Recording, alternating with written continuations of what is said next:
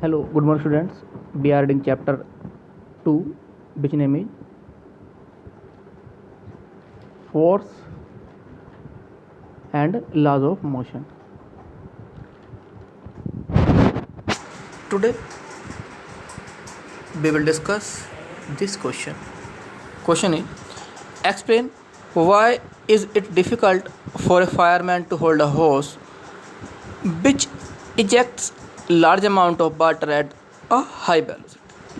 Means जो एक अग्निशमन कर्मचारी मीन्स जो आग बुझाने वाले कर्मचारी होते हैं उसको तीव्र गति से बहुत अधिक मात्रा में पानी फेंकने वाली रबर की नली को पकड़ने में कठिनाई क्यों होती है।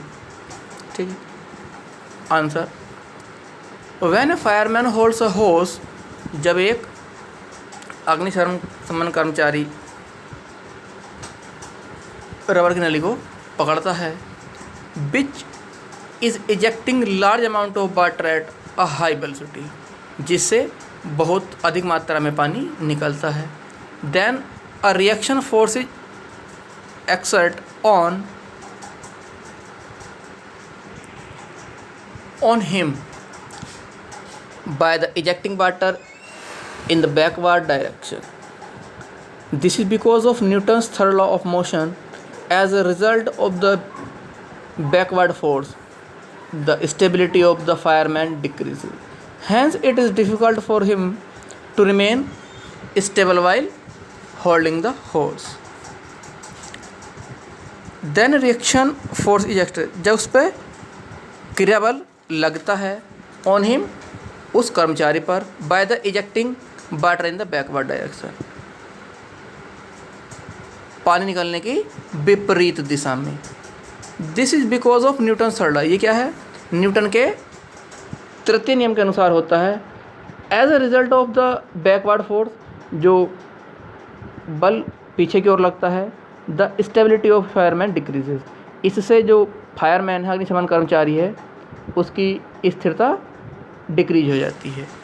Hence it is difficult for him to remain stable while holding the hose, इसलिए उसको रबर की नली को पकड़ने में कठिनाई होती है।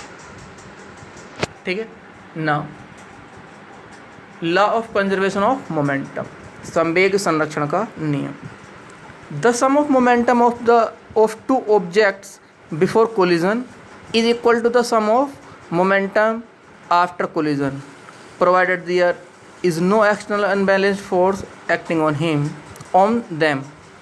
This is known as the law of conservation of momentum. The sum of momentum, संवेग का योग, of the two objects, दो वस्तुओं के संवेग का योग, बिफोर कोलिजन, टकराने से पहले, इज इक्वल टू, बराबर रहता है, सम ऑफ मोमेंटम आफ्टर कोलिजन, दो वस्तुओं का संवेग टकराने से पहले और टकराने के बाद बराबर रहता है।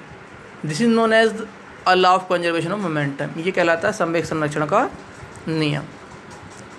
Late two objects A and B are each of mass m1 and m2 are moving initially with velocity u1 and u2, strike each other after time t and start moving with velocity b1 and b2 respectively. माना दो वस्तुएं a और b, प्रत्येक का मास m1 तथा m2 और इनका प्रारंभिक वेग u1 और u2 है। टकराने से के बाद, टकराने के t समय बाद इनकी वेलोसिटी b1 और b2 हो जाती हैं। ये दिखाई रखा बिफोर कोलिजन। ए है ये हमारे पास कोई ऑब्जेक्ट, इसका m1 मास और u1 वेलोसिटी, और ये b है m2 मास और u2 वेलोसिटी। आफ्टर कोलिजन ये a है, इसका m1 मास और b1 वेलोसिटी, और इसका m2 मास और b2 velocity. Initial momentum u1 u2 for a, जो हमारा a है इसके लिए, और final momentum m1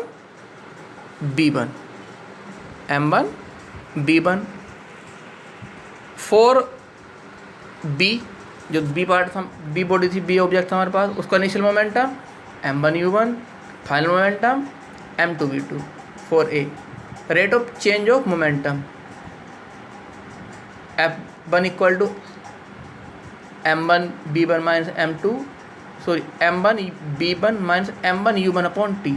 M1 common ले लिया, B1 minus U1 upon T. 4b rate of change of momentum, F2 same M2 V2 minus M2 U2 upon T. M2 common ले लिया, B2 minus U2 upon T. From third law of motion, ये कहोगे बल एक दूसरे के बराबर और विपरीत होते हैं, तो बराबर के लिए तो बराबर हो गया, विपरीत का साइन निगेटिव लगा दिया, तो इनको दोनों को लग दिया F1 की वैल्यू F2 की। टी से टी कैंसिल हो गया, मैं मल्टीप्लाई कर दिया M1 B1 minus M1 U1 minus M2 B2 minus plus M2 U2। M1 B1 तो इधर ही है और इधर वाला आ गया प्लस में हो जाएगा इधर, और इधर जाएगा इधर ये प्लस में हो जाएगा। ठीक है, तो इसको M1 U1 plus M2 U2 बराबर M1 B1 plus M2 B2। ये हमारा क्या है, law of conservation of momentum, हम इसी का यूज़ करेंगे। ठीक है, आज के लिए इतने रखते हैं। Thank you.